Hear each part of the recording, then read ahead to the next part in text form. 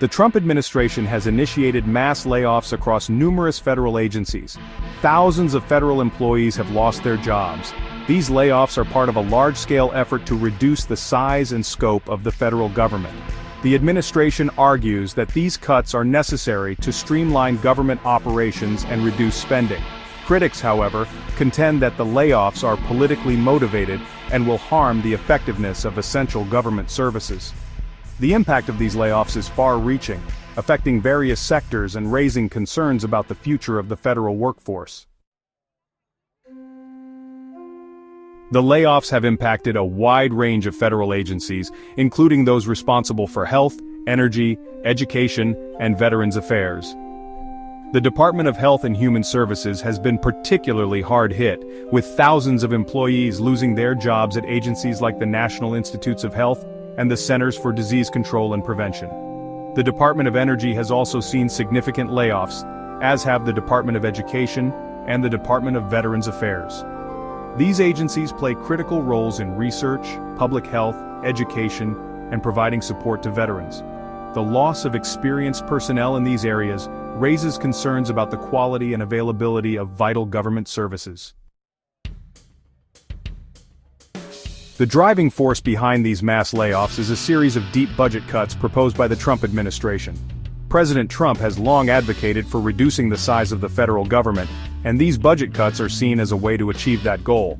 Elon Musk, the CEO of Tesla and SpaceX, has played a significant role in shaping the administration's approach to government spending. Musk, a close advisor to President Trump, was appointed to head the newly created Department of Government Efficiency. In this role, Musk has pushed for aggressive budget cuts across most federal agencies, arguing that the government is bloated and inefficient. The Department of Defense and the Department of Homeland Security are the only agencies exempt from these cuts, a decision that has drawn criticism from some who question the administration's priorities. Targeting probationary employees. A notable feature of these layoffs is the disproportionate impact on probationary employees. Probationary employees are those who have been employed by the federal government for less than 1 year. These employees have limited job protections and can be dismissed more easily than permanent employees. The Trump administration has specifically targeted probationary employees for layoffs, arguing that this is a way to quickly reduce the size of the federal workforce. Critics argue that this practice is unfair and undermines the merit-based principles of the civil service. They contend that probationary employees are often highly qualified and dedicated public servants who are being unfairly targeted.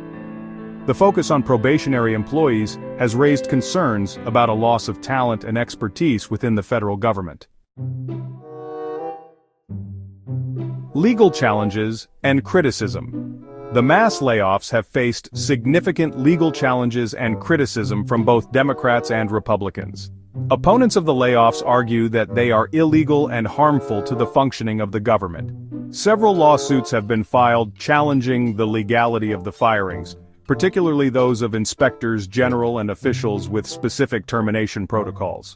These lawsuits allege that the Trump administration violated federal law by circumventing established procedures for dismissing these employees. Additionally, lawmakers from both sides of the aisle have expressed concerns about the impact of the layoffs on government services. Senator Lisa Murkowski, a Republican from Alaska, has been a vocal critic of the administration's budget cuts, arguing that they will harm rural communities that rely on federal programs. Senator Bill Cassidy, a Republican from Louisiana, has also raised concerns about the layoffs, particularly in the healthcare sector. The bipartisan criticism highlights the widespread unease over the Trump administration's approach to government downsizing.